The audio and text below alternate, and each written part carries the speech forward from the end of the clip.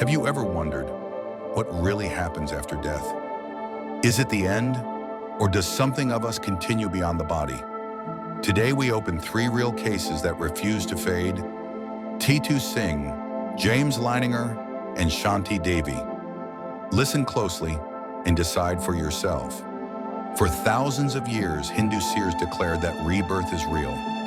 The soul is immortal. Death is but a doorway. In the Bhagavad Gita, Krishna teaches, as a person puts on new garments, giving up the old, so the soul discards worn-out bodies and takes on new ones.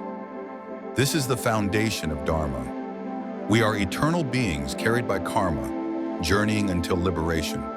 The Bhagavad Gita also explains, just as the embodied soul passes from childhood to youth to old age, so also at death, the soul passes into another body. The wise are not deluded by such change. The Brihadaranyaka Upanishad paints a vivid image. As a serpent sheds its skin, so does the self shed the body and move onward. The Gita adds with clarity, the self is never born and never dies. It is eternal. In the Bible it is written, then shall the dust return to the earth as it was, and the spirit shall return unto God who gave it. The Greek philosopher Plato also declared, the soul is immortal and imperishable. Across scriptures and philosophies, a single intuition emerges. The self is more than the body. Life does not end at the grave. But these verses are not only poetic, they also describe the mechanics of dying itself. When death comes, Hindu texts describe a subtle process. The life force withdraws. First, the senses fade, then the breath slows, and finally, consciousness loosens its hold.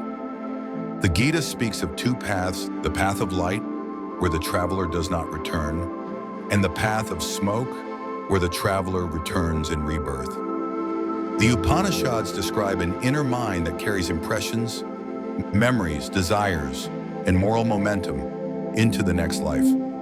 Like seeds carried on the wind, they take root in new soil. The Garuda Purana, recited during last rites, describes the journey onward. It says the traveler leaves the body, guided by the energies of deeds. Some move swiftly toward realms of light. Others linger between lives until lessons are learned.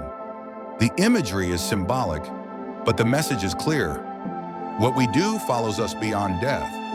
For some, these teachings may feel symbolic, until we hear the voices of children who recall lives before this one. One of the most striking echoes is the case of T2 Singh, born in Badh village near Agra. By 18 months, he began insisting, I lived in Agra, I owned a shop, I had a wife and children. He gave names. The Suresh radio shop in Sadar Bazaar, Agra. Relatives, Raja Babu, Sushila. His death, shot in the head. At first, his family dismissed him, but as he grew, the details multiplied. When taken to Agra, the child ignored similar shops and walked straight to Suresh Radio. Inside, he pointed to a drawer. This is where I kept my money. He recognized the manager. He noticed a showcase added after Suresh's death. When Suresh Verma's widow met him, the boy called her by name. Witnesses recall her breaking down in tears. Most haunting were the child's birthmarks. A round mark at his right temple, scars at the back of his head. Autopsy records of Suresh Verma confirmed. Entry wound at the temple, exit at the back. Scholar Antonia Mills investigated, interviewing family members, checking autopsy reports, and documenting specific recognitions. There was some birth date confusion. Skeptics noted inconsistencies. But even critics admit, the recognitions, the shop, the autopsy marks are hard to dismiss. This is not proof, but it is a documented mystery, lining up eerily with Scripture. Another remarkable case comes from America. In the 1990s, Bruce and Andrea Leininger noticed their young son, James, barely 2 years old, waking from nightmares screaming, "Airplane crash, plane on fire, little man can't get out." The boy's panic was intense, far beyond a normal child's dream.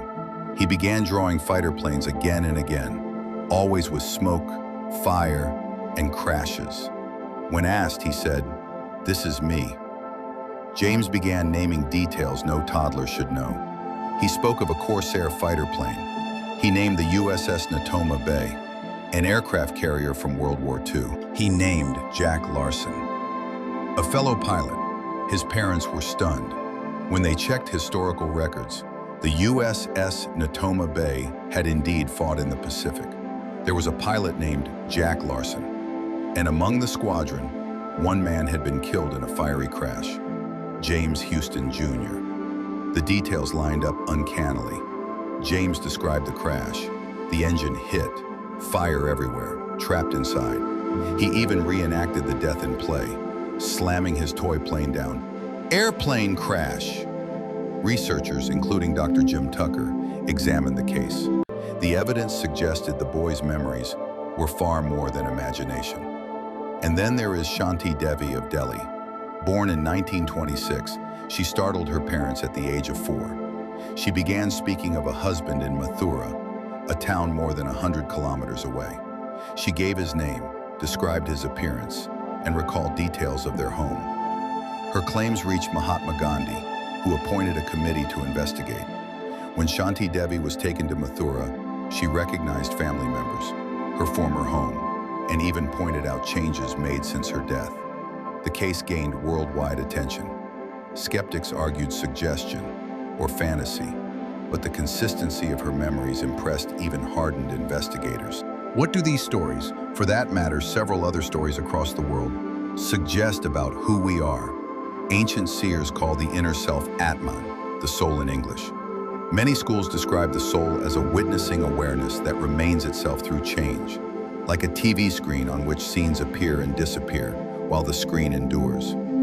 Tradition also speaks of a subtle body, Sanskrit Sukshma Sharira, an inner instrument called the inner organ, Sanskrit Antakarana.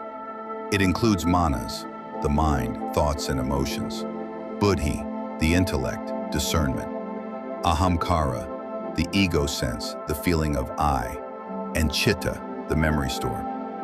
Over time, experiences leave impressions, Sanskrit samskaras, that can grow into tendencies, Sanskrit vasanas.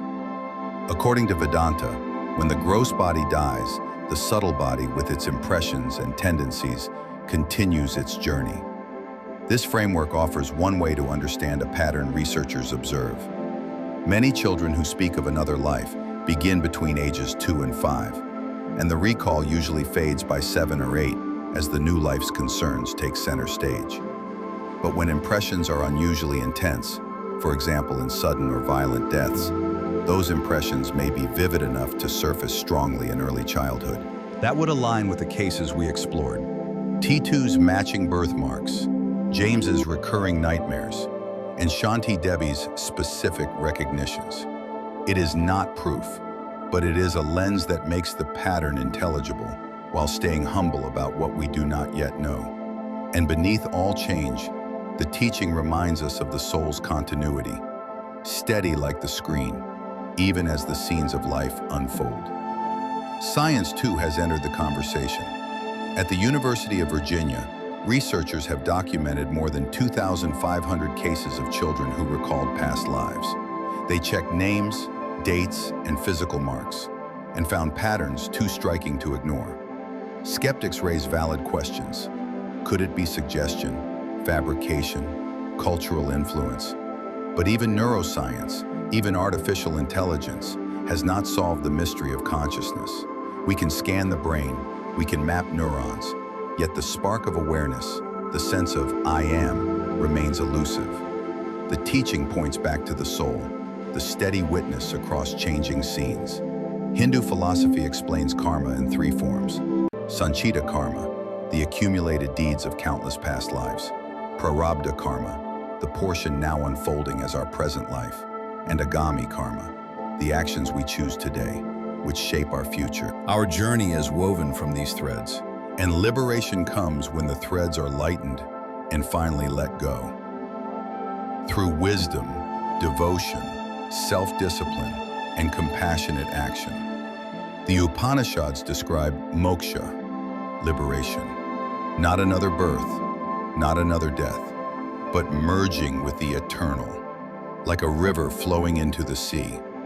The Bhagavad Gita and the Garuda Purana, the Bible in the words of Plato, whisper a shared intuition. The soul is not destroyed, the soul journeys on. As we close, we reflect. If the traveler continues beyond one life, then every choice matters, today and tomorrow, across lifetimes. So live with honesty, act with compassion, lighten attachments with love, because beyond death waits not darkness, but a mirror, reflecting who we have been and pointing us toward who we might yet become. And now the question is, are we ready to walk the path toward that liberation?